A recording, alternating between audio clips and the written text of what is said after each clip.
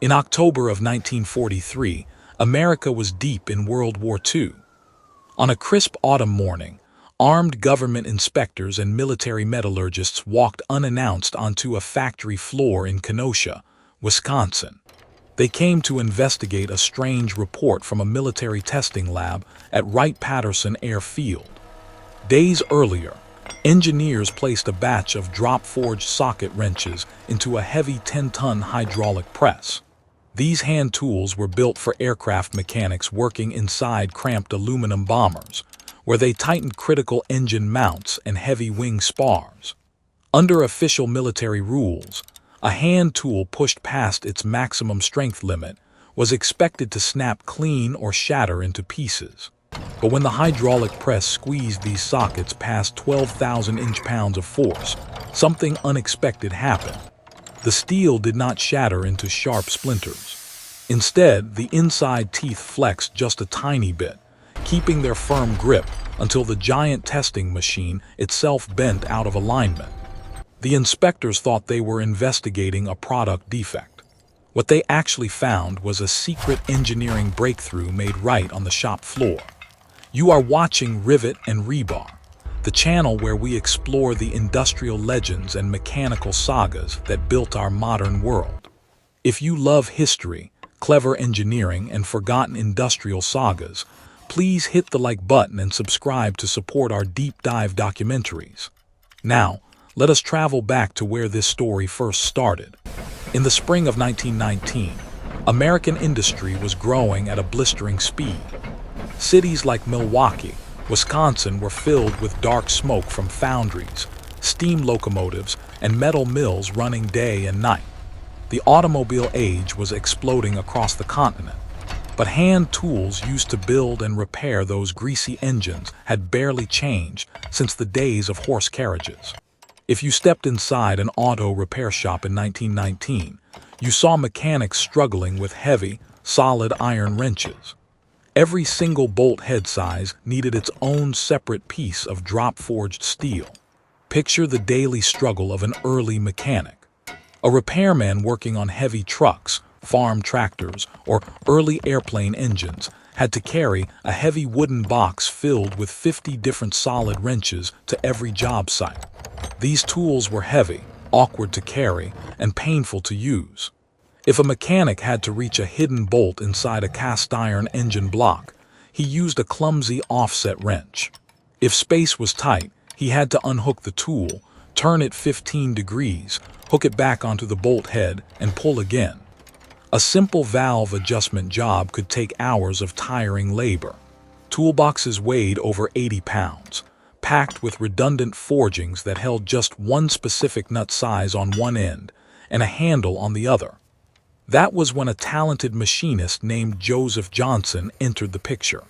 Born into a working-class family, Johnson was both a practical mechanic and a smart organizer. He spent years working on the factory floor of Gemco Manufacturing in Milwaukee, rising from apprentice to foreman. Johnson had an eye for physical movement and lost time. He spent workdays watching mechanics waste hours on simple tasks, constantly swapping one heavy wrench for another just to turn a single stubborn bolt. He realized tool companies were selling mechanics tons of extra steel simply because no one had figured out how to separate the handle from the socket. Together with fellow Milwaukee machinist William Seidemann, Johnson set up a small workspace. They had no corporate funding, no wealthy investors, and no safety net. All they owned were 2 old engine lathes, a hand drill press, and a belief that smart design could free working mechanics from dead iron. They were taking on giant tool manufacturers on the East Coast that dominated the industry for decades. But Johnson understood firsthand how frustrating it was to stand over a hot engine with greasy hands and a broken wrench. He was determined to fix the problem. The biggest mechanical challenge facing Joseph Johnson and William Seidemann was not just making a socket to fit a bolt. Their real task was creating an interchangeable tool connection system that could handle massive twisting torque without slipping or wearing out during daily work. Back in 1920, existing removable sockets were poorly made cast iron pieces with crude square holes. They wobbled, sheared off under stress, and dropped into oily engine bays. Mechanics hated using them.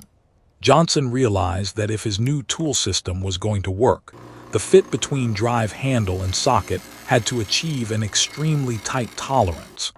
The margin of error had to be thinner than a human hair, less than 1/30th the thickness of paper. He engineered a tiny spring-loaded steel detent ball embedded inside the square drive tip of the handle. When a socket was pushed onto the drive tang, the hard steel ball pressed inward against an internal spring, then clicked into a smoothly milled groove inside the socket wall. It locked into place with a clear, solid snap. The connection held firm, yet a mechanic could pull the socket free with one smooth motion. Next, Johnson focused on the handles. He did not design just one handle. He built a modular system made of 5 specialized drive tools.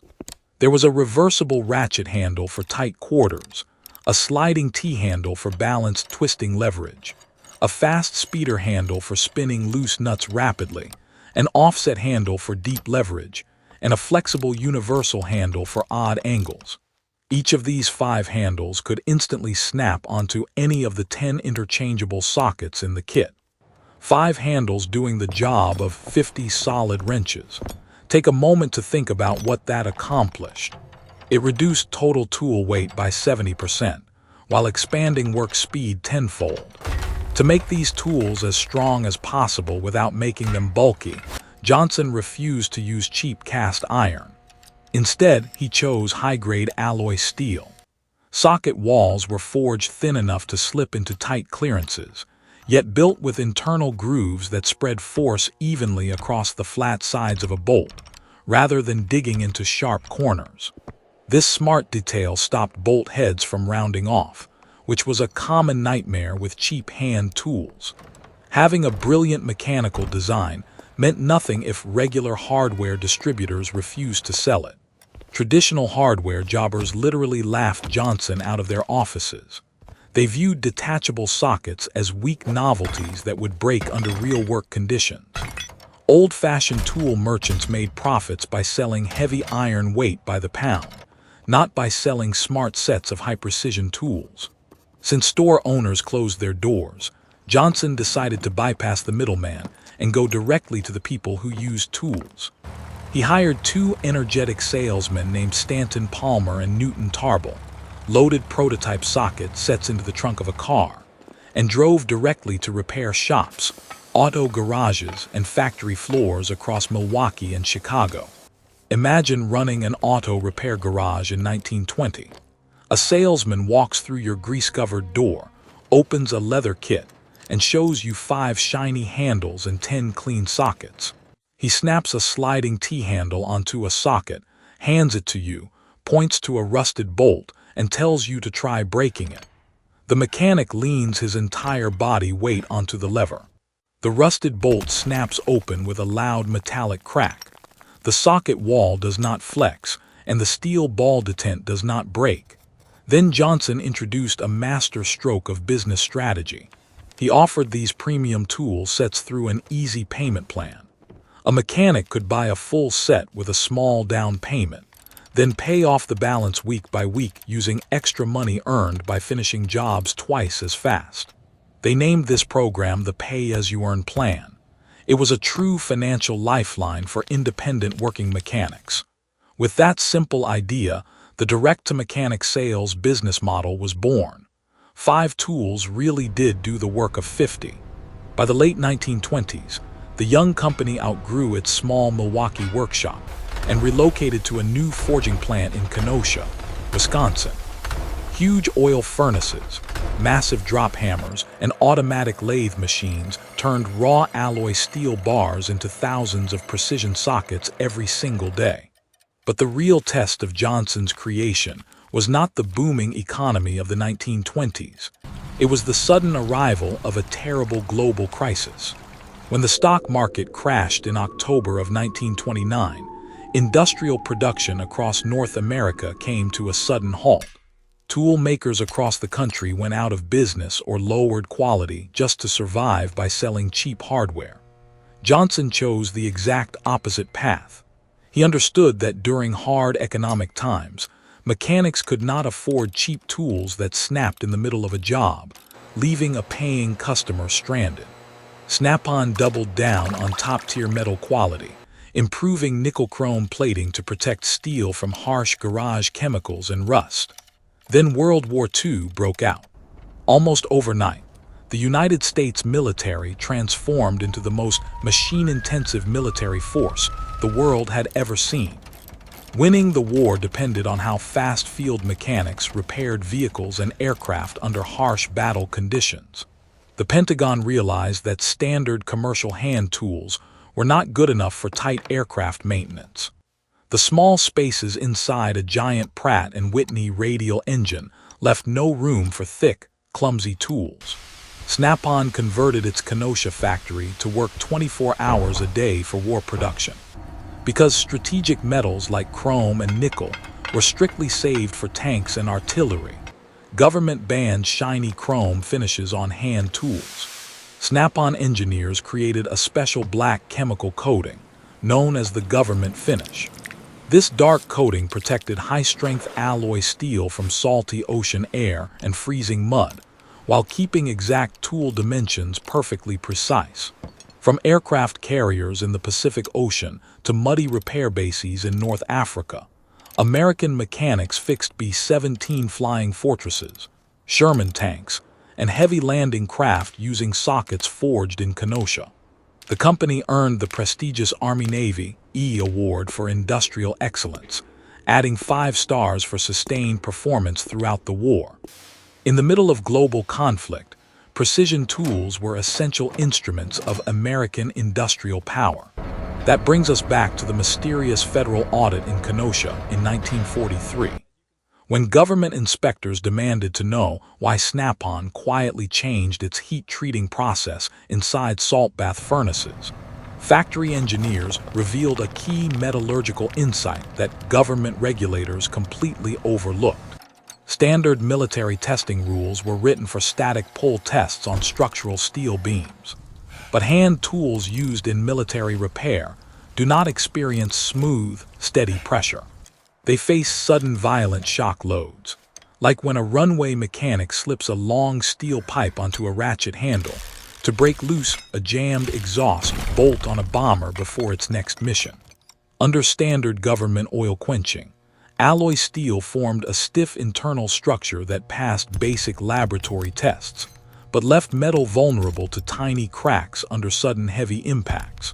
Johnson's metal experts discovered that by using a special 2-stage salt bath cooling process, known today as austempering, they could force the alloy to form a far tougher internal crystal layout. This internal structure lost a tiny fraction of rigid hardness, but gained immense fracture toughness.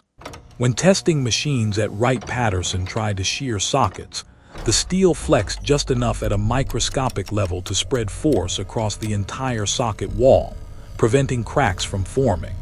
The federal inspectors quickly realized that the secret salt bath method was not an act of noncompliance. It was a major step forward in engineering that prevented tool shrapnel from hurting mechanics or delaying combat missions.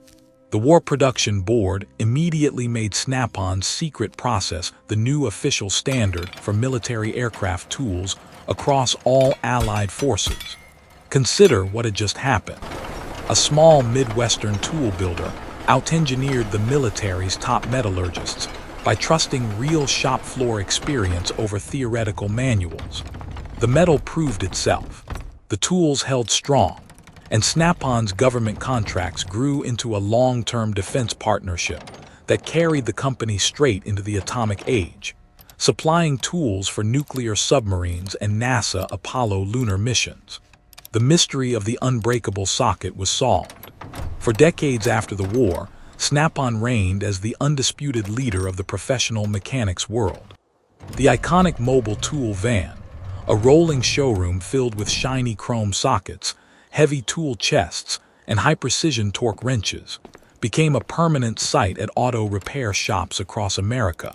But as the late 20th century approached, a new threat emerged that was far more dangerous than wartime metal shortages. During the 1980s and 1990s, corporate financialization swept through North American manufacturing. Wall Street financial investors looked at old industrial brands through a cold lens focused only on short-term profits. They viewed heavy forging factories, skilled union workers, and strict quality checks as costly burdens that should be cut.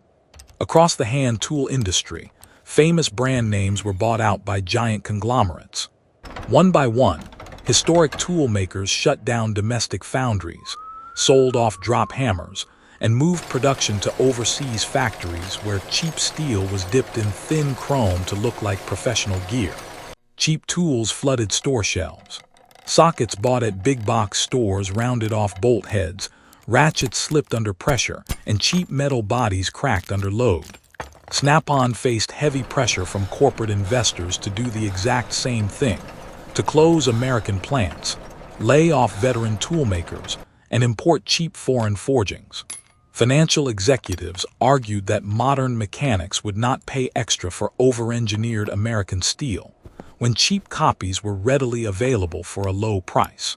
Inside corporate boardrooms, heated debates took place between veteran manufacturing leaders who worked on factory floors and modern financial managers focused purely on profit margins. Yet, despite corporate pressure, core American forging plants stood their ground. The company understood that a professional mechanic who depends on his tools for a living cannot afford a broken socket late on a Friday afternoon. When cheap steel breaks, a mechanic loses time, skin, and money. Top quality was not a luxury. It was an absolute necessity for daily work.